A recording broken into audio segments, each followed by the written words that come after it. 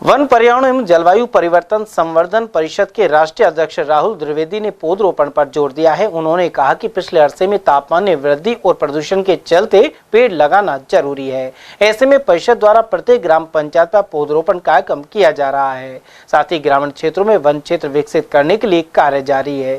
द्विवेदी ने कहा कि राजस्थान में सबसे ज्यादा पौधे लगाए जाने की आवश्यकता है। वजह यह है कि पिछले साल तापमान 48 से 50 डिग्री पर पहुंच गया था।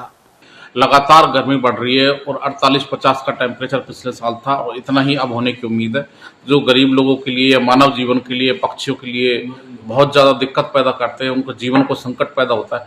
अब ऐसी स्थिति में आपकी पर्यावरण किस तरह से पेड़ लगाकर इस गर्मी को कम कर सकती है, क्या आपकी योजना रहेगी? देखिए, जिस प्रकार आपको मालूम है कि हमारे देश के यशस्वी प्रधानमंत्री पर्यावरण और जलवायु परिवर्तन की जो समस्या है उसको लेके काफ़ी सजग हैं और लोगों में भी जागरूकता लाने के लिए उन्होंने एक अभियान चलाया, एक पेड़ माँ के नाम, जिसके अंतर्गत देश में करोड़ों पेड़ लगाए जा चुके हैं।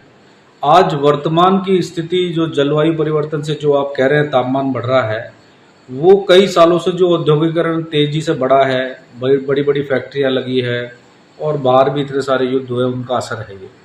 तो इससे निपटने के लिए हमारे भारत देश में आज कम से कम भी 500 करोड़ पेड़ों की जरूरत है। लेकिन अभी हमारा जो अभियान चला है प्रधानमंत्री जी ने, 100 करोड़ तक के आंकड़े तक हम पहुंच चुके हैं। लेकिन जो पुराने हमारे वन क्षेत्र हैं और पुराने जो पेड़ लगे हुए हैं उनके संरक्षण के साथ हम आगे बढ़ रहे हैं और नए पौधे भी लगा रहे हैं। तो बहुत तेजी से हम इस जलवायु परिवर्तन की जो समस्या है उसको बहुत जल्दी हम हल कर लेंगे। सर, राजस्थान में रेगिस्तान काफ़ी है और पानी नहीं होने की वजह से दोसर काफ़ी ऐसे जिले हैं जो ना तो पौधे होते हैं ना फसल होती है। तो आपको लगता है कि जो बंजर भूमि है या रेगिस्तान है वहाँ पेड़ों को लगाने के लिए, क्योंकि ज़मीन खाली पड़ी है, तो पेड़ लगाए जा सकते हैं और उस पर विशेष कार्य योजना बननी चाहिए? जी बिल्कुल लगाए जा सकते हैं। आजकल आपने देखा होगा विदेशों में दुबई जैसा जो देश है वो रेगिस्तानी था किसी समय पे।